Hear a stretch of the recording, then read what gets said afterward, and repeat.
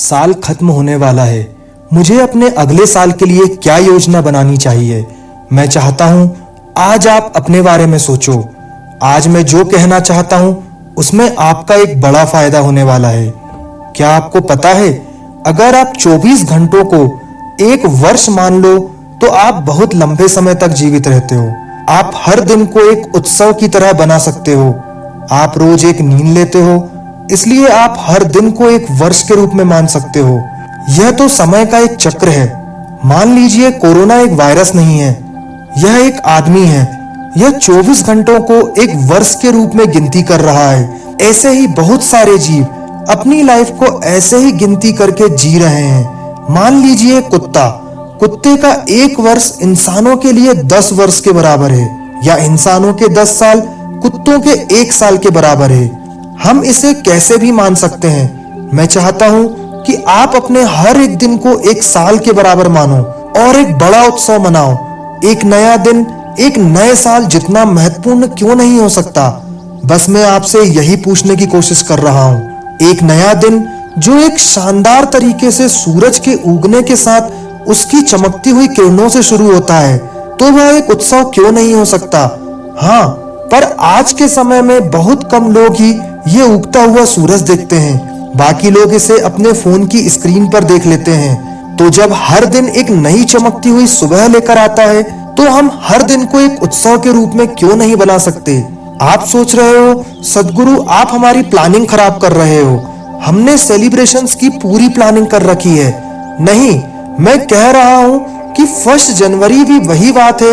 यह भी एक नया दिन है, यह भी तो एक उत्सव है। लेकिन मैं कह रहा हूं कि हर दिन की शुरुआत एक उत्सव की तरह होनी चाहिए। केवल समस्या यह है कि आप एक मानसिक चक्र में घिरे हुए हो। रोज उत्सव मनाने के लिए आपको बहुत सपोर्ट और तैयारी की जरूरत होती है।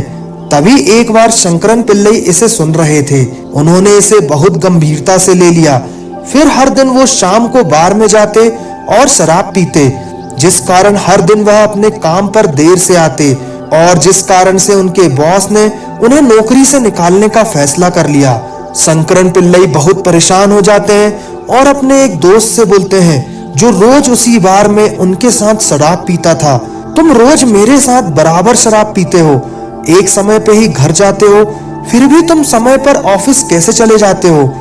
उस दोस्त ने जवाब दिया, मैं जैसे ही 12 बजे तक घर पहुंचता हूं तुरंत सो जाता हूं, 2 बजे उठता हूं, एक पैक विस्की पीता हूं और फिर सो जाता हूं, सुबह 4 बजे उठता हूं और विस्की का एक और शॉट लेता हूं और फिर से सो जाता हूं, फिर 8 बजे उठकर विस्की के 2 शॉट लेकर 9 बजे ऑफिस पहुंच जाता हूं। शंकरन पिल्लई ने सोचा, चलो मैं भी कोशिश करता हूं, और उन्होंने जाकर रात भर वही किया जो उनका दोस्त करता था।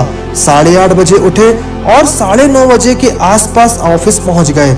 आज वो बस 27 मिनट देरी से पहुंचे थे और खुश थे कि रोज की तरह 1 घंटे या उससे ज्यादा लेट नहीं हुए हैं। तभी उनके बॉस आते हैं और उनसे कहते हैं, आपका काम हो गया, आपको नौकरी से निकाल दिया गया है। तभी शंकरन पिल्लई ने कहा, मैं हर दिन 1-1.5 घंटे की देरी से आ रहा हूँ, आज मैं केवल 27 मिनट लेट हूँ। तभी उसके बॉस कहते हैं, 27 मिनट से आपका क्या मतलब है? आप सोमवार, मंगलवार और बुधवार को कहाँ थे? तो मेरा मतलब भी यही है। आज अचानक से 1 जनवरी को उत्सव मना रहे हो, पर इन 364 या 3 दिनों में आप कहाँ थे और अचानक आप एक उत्सव मना रहे हो? हर किसी को यह सवाल खुद से पूछना चाहिए कि ऐसा क्यों है? आप इन 364 दिनों को जश्न क्यों नहीं मना रहे? केवल एक दिन आप जश्न मनाने की कोशिश क्यों कर रहे हो? मैं यह कहने की कोशिश नहीं कर रहा कि आप इस साल कभी भी खुश नहीं थे, लेकिन मैं यह कह रहा हूं कि यह बेहद महत्वपूर्ण है, क्योंकि समय तो लगातार खत्म हो रहा है। प्रकृति के हिसाब से नए साल का मतलब है कि यह समय आपके लिए रुकने वाला नहीं है। चाहे आप घर में बंद हो या आप ऑफिस में हर समय काम करते रहते हो, इससे कोई फर्क नहीं पड़ता, क्योंकि समय भाग रहा है। और समय भाग रहा है मतलब जिंदगी भाग रही है, और यही जीवन का स्वभाव है। जीवन लगातार समाप्त हो रहा है। समय को देखने का सभी का एक अलग तरीका है। सबसे महत्वपूर्ण बात यह है कि इंसान को शांत रहना सीखना होगा। आपको क्या लगता है, शांत रहना जरूरी है या नहीं? आपको वास्तव में इस पूरे साल की जांच करने की आवश्यकता है। क्या आप सच में व्यस्त थे या आप बस विचारों में खोए हुए थे? आपको लगता है कि आपके दिमाग में लगातार हजारों चीजें चल रही है, मतलब आप व्यस्त हो। नहीं, आप व्यस्त नहीं हो। आप 10,000 विचार उत्पन्न कर रहे हो, पर एक भी विचार सार्थक नहीं है, तो आप व्यस्त नहीं हो। और जब आपको काम करने के लिए बस एक विचार की आवश्यकता है, तो आपको उस तक पहुंचने के लिए 10,000 विचारों की आवश्यकता क्यों है? और यदि आप कभी भी अपने काम या लक्ष्य तक पहुंचते भी हो, तो ये व्यस्तता नहीं है, ये आपकी अक्षमता है, जो बस आपकी मानसिक व्यस्तता को बता रही है। और पूरे विश्व में यही मानसिक व्यस्तता ही जीवन को लगातार खत्म करते जा रही है, क्योंकि लोग नहीं जानते कि कैसे बैठना है, कैसे सांस लेना है, कैसे सीधे खड़े रहना है। क्योंकि हमारी शिक्षा प्रणाली में हमें कोई नहीं सिखाता। आपको बस ये सिखाया जाता है, विटामिन प्रोटीन खा लीजिए, आपका शरीर बिल्कुल ठीक हो जाएगा। हाँ, निश्चित रूप से आप जीवित रहोगे, लेकिन यदि आप एहसास करना चाहते हो कि मानव होने का क्या मतलब है, और आप अपनी मानवता को प्रकट करना चाहते हो, यदि आप प्रकट करना चाहते हो कि आप कितने प्रतिभाशाली हो, तो आपको एक ऐसे स्थान की आवश्यकता है जहां बाहरी दुनिया अपने अंदर प्रवेश ना कर सके। आपके भीतर एक जगह जहां बस आप हो। वास्तव में दुनिया केवल आपके चारों ओर है, यह आपके अंदर नहीं है, लेकिन अधिकांश मनुष्यों के लिए यह अंदर है। जैसे ही अपनी आंखें बंद करते हैं, पूरी दुनिया उनके अंदर घूमने लगती है और उन्हें अंदर से पागल कर देती है। ऐसा इसलिए होता है क्योंकि हम अपने शरीर के अंदर कोई काम नहीं करते, अपने शरीर के लिए कोई काम नहीं करते। इस दुनिया की सबसे अच्छी मशीन, सबसे अच्छी टेक्नोलॉजी हमारा शरीर है।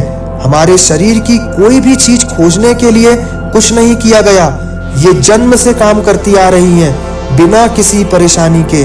पता नहीं ये मशीन कैसे काम कर रही है, पर करती है, बिना रुके काम करती है।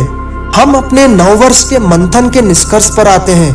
हम अपने अस्तित्व के मूल स्रोत को ही नष्ट कर रहे हैं। यह उससे भी अधिक भयानक है जब लोग सोचने लगते हैं कि यह अभी के लिए सही है। इस दुनिया में हर इंसान जो कुछ भी करता है, उसके लिए वह खुद 100% जिम्मेदार है, और प्रत्येक चीज जो भी घटित हो रही है और नहीं हो रही है, उन सभी के लिए भी हम खुद जिम्मेदार हैं, क्योंकि हमारी चेतना का और मनुष्य बनने का यही अर्थ है।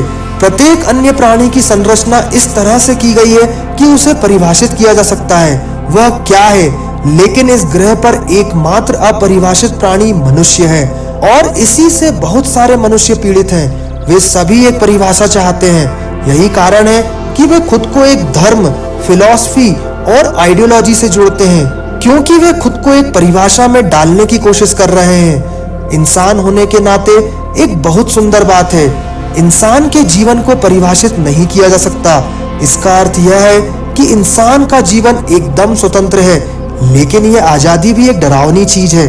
इसलिए आप 4 दीवारों के बीच में रहना पसंद करते हो, क्योंकि आजादी डरावनी लगती है, और आप हमेशा यही करते आए हो। जब भी ऐसा होता है, आप डर जाते हो। इस आने वाले वर्ष में इस बात पर ध्यान दिया जाना चाहिए। मुझे आशा है कि आप में से हर कोई इस मूलभूत पहलू पर ध्यान देगा कि क्या आप मुक्त होने के लिए या स्वतंत्र होने के लिए जी रहे हो, या आप अपने जीवन में अधिक से अधिक बंधन स्थापित करने के लिए जी रहे हो। इसलिए अब समय आ गया है। बुद्धिमान इंसान अपने विकास के लिए किसी भी समय, किसी भी मामले में हर स्थिति को बिना डरे उपयोग करेगा, और एक मूर्ख हर स्थिति को अपने खिलाफ कर लेगा और खुद को पीड़ा देगा और चारों ओर हर किसी को परेशान करेगा। यही समय है आपके दिमाग को उपयोग करने का। ये जीवन के लिए काम करेगा या जीवन के खिलाफ। तो अगर आप पूरे साल मूर्खता से जी रहे थे, अचानक कल सुबह एक संकल्प के साथ जागते हो और 1 जनवरी का जश्न मनाते हो और सोचते हो सब ठीक हो जाएगा, ऐसा नहीं हो सकता। हमें प्रयास करना होगा, लेकिन इसके साथ ही एक इंसान अपना मन बना सकता है। अगर आप गलत दिशा में जा रहे हो तो अपनी दिशा बदल सकते हो। आपके पास ऐसा करने की क्षमता है। आप एकमात्र व्यक्ति हैं जो इस ग्रह पर एक इंसान के रूप में ऐसा करने की क्षमता रखते हो। अन्य सभी प्राणियों में यह क्षमता नहीं होती, क्योंकि उनकी परिभाषा पहले से बनी हुई है। वो बस वही कर सकते हैं जिसके लिए उनकी प्रोग्रामिंग की गई है। इंसान ही एक ऐसा प्राणी है जिसका पहले से कोई प्रोग्राम नहीं बनाया गया, ना कोई परिभाषा दी गई। इसलिए आप अपना मन बनाकर एक सचेत निर्णय ले सकते हो कि मैं अब कैसा बनूंगा, मैं आगे क्या काम करूंगा। यह इंसानों को दिया गया एक विशेष अधिकार है और इंसान पूरी आजादी के साथ अपने जीवन को अपने हिसाब से बदल सकता है। आइए इस नए वर्ष में इस आजादी के विशेष अधिकार के साथ अपने जीवन को एक नए आयाम की ओर ले जाएं और याद रखना, अपना हर एक दिन जश्न के साथ मनाएं। Thanks for watching. This is bright climax motivation. मिलते हैं आगे मोटिवेशनल वीडियोस के साथ। ध्यान रहे और विश्वास रहे, यूनिवर्स हमेशा आपके साथ है।